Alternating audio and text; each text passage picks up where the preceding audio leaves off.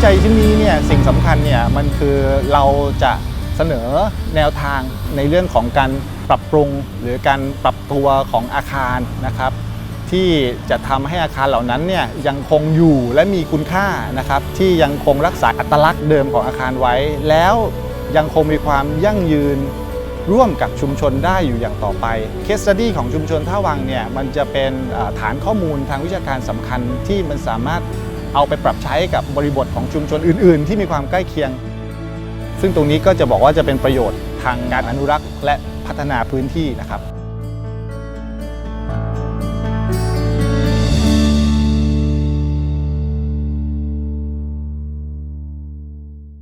ชุมชนท่าวังเองเนี่ยก็เป็นชุมชนหนึ่งสำคัญนะครับที่มีความสำคัญทางประวัติศาสตร์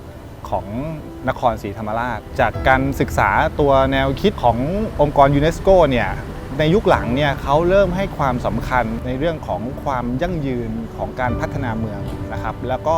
ชุมชนประวัติศาสตร์เนี่ยก็เป็นส่วนหนึ่งนะครับที่องค์กรยูเนสโกเนี่ยเล็งเห็นให้ความสำคัญถึงการใช้นะครับต้นทุนทางประวัติศาสตร์ของมรดกทางวัฒนธรรมนะครับจนไปถึงการต่อยอดเป็นอุตสาหกรรมการสร้างสรรค์ซึ่งงานวิจัยที่ผมทำนะครับที่เกี่ยวข้องกับพื้นที่นี้เนี่ยจากการศึกษาและก็ทบทวนตัวงานวิจัยเนี่ยก็จะเห็นว่าหลักๆเนี่ยมันสามารถแบ่งได้2แนวทางมันคือ1นะครับสถาปัตยกรรมที่ใช้การประหยัดพลังงานนะครับและอันที่2เนี่ยก็คือสถาปัตยกรรม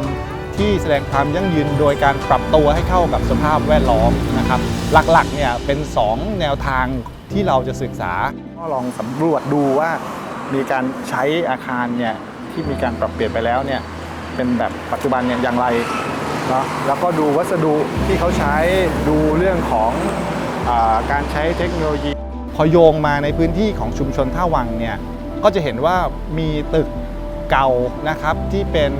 ร้านค้านะครับตึกแถวเนี่ยจำนวนมากแล้วตึกที่เราสนใจเนี่ยที่เห็นว่าเป็นอัตลักษณ์ของชุมชนท่าวังเนี่ยก็คือตึกแถวช็อปเฮาส์นะครับหรือที่เราเรียกว่าตึกชิโนยูโรเปียนที่กระจายตัวอยู่ตามริมถนนราชดำเนินจำนวนมากอย่างตึกนี้ก็น่าเสียดายมากเลยทั้งที่ตัวรูปแบบตัวอาคารเองเนี่ย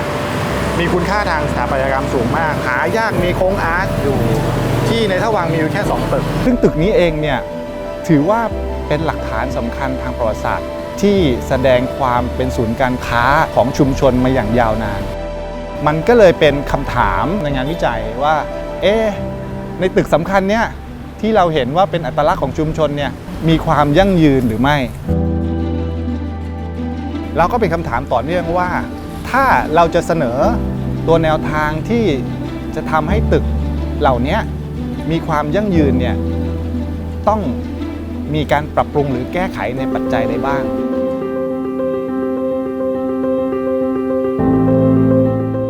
จริงๆแล้วบ้านและเมืองทุกแห่งเนี่ยก็มีการเปลี่ยนไป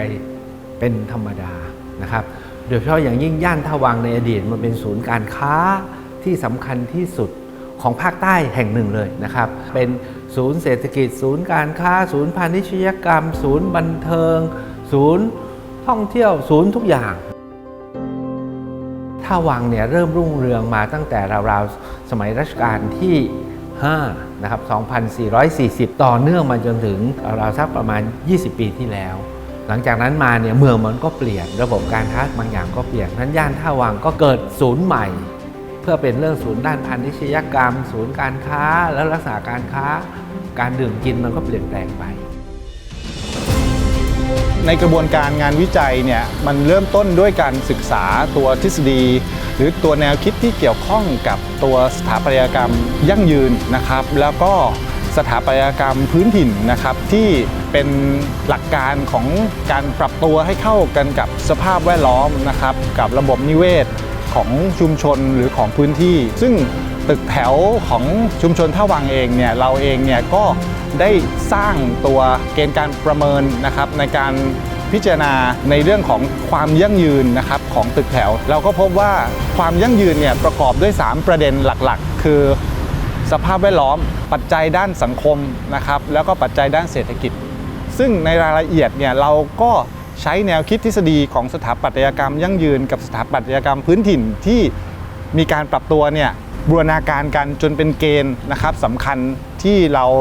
าตั้งขึ้น แล้วเราก็เอาเกณฑ์เหล่านี้ไปลงภาคสนามสำหรับประเมินในตึกแถวทั้งหมด 23 ตึกที่กระจายตัวอยู่ในชุมชนท่าวังลักษณะสำคัญของตึกแถวชิโนยูโรเปียนนะครับที่ตั้งอยู่ในชุมชนท่าวังนะฮะจะเห็นได้ว่าส่วนสำคัญเนี่ยมันคือลักษณะของตึกแถวที่มีด้านหน้าแคบนะครับแล้วก็มีด้านหลังยาวมีลักษณะของการใช้สอยด้านล่างเนี่ยสำหรับพื้นที่ทางการค้าและข้างบนเป็นที่อยู่อาศัยซึ่งปัจจุบันเนี่ยก็ยังมีการใช้งานอยู่นะครับมีการปรับตัวในเรื่องของการให้เข้ากับสภาพแวดล้อมนะครับก็จะเห็นได้ว่าได้รับอิทธิพลจากยุโรปมานะครับในเรื่องของการใช้หน้าต่างตัวบานยาวซึ่งลักษณะเนี่ยก็จะถ้าไปดูที่ปีนังเนี่ยก็จะบอกว่ารับรูปแบบอิทธิพลวัฒนธรรมในการสร้างเนี่ยซึ่งมีความเหมือนกันมาก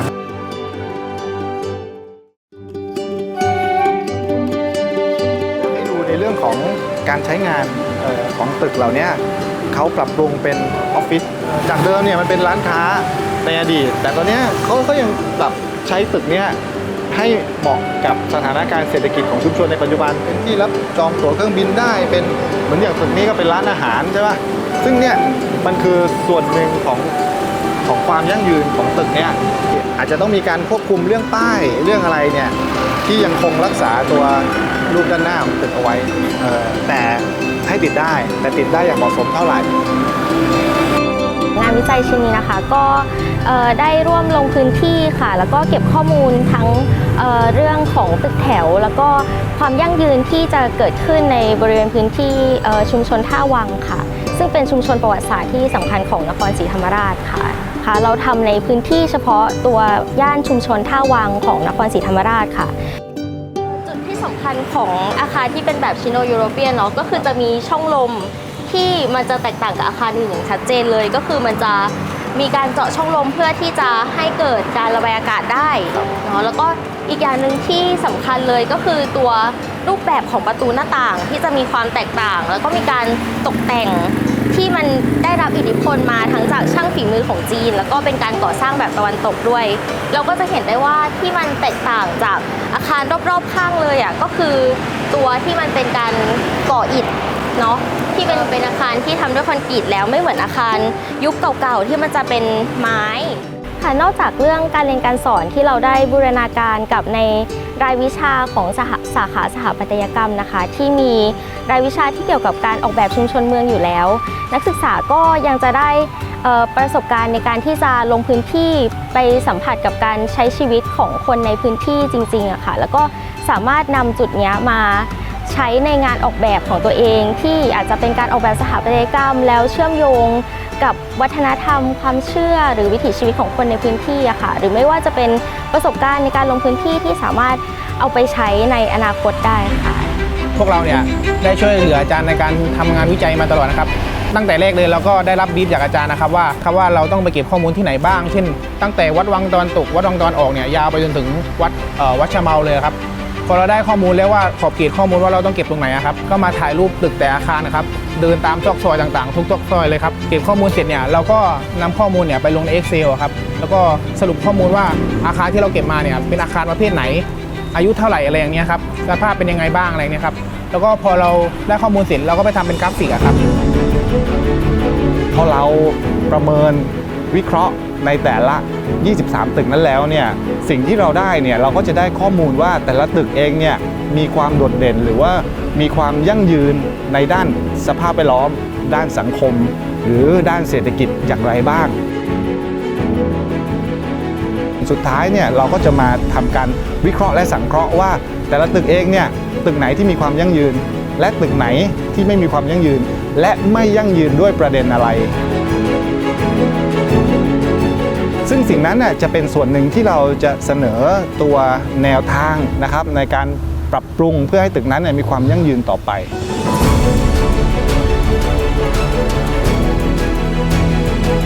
เรามีชุดบทเรียนของประเทศนี้และของโลกนี้ว่า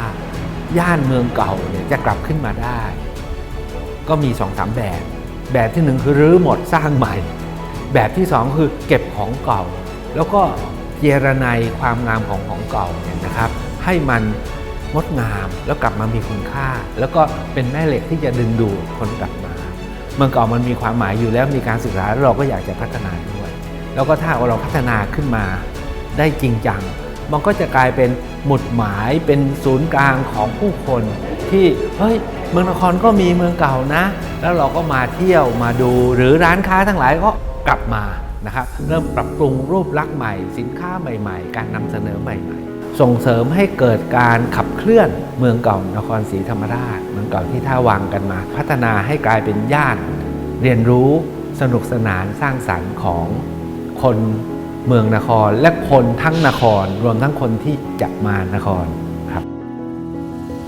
ประโยชน์ที่ผมคิดว่าได้จากการวิจัยในครั้งนี้นะครับก็คือการที่เรามาลงพื้นที่เก็บข้อมูลอย่างนี้ครับทำให้เราเห็นเนี่ยสภาพวิถีชีวิตความเป็นอยู่ของคนในชุมชนนะครับทำให้เราเนี่ยสามารถนำไปออกแบบนำไปพัฒนาการออกแบบของเรา